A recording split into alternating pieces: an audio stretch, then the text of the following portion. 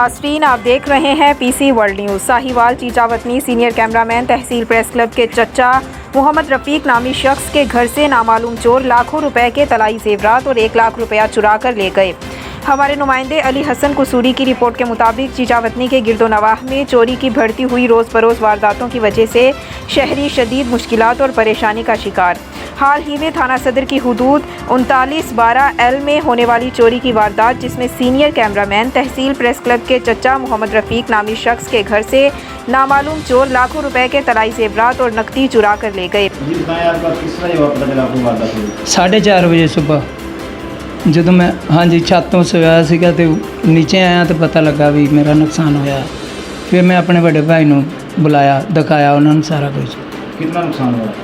7.5 ਤੋਲੇ सोना तो 1 लाख रुपया नकदी, 7,000 पर्स चों भी लगे। हाँ जी। तो आपने किसको तलाश दी?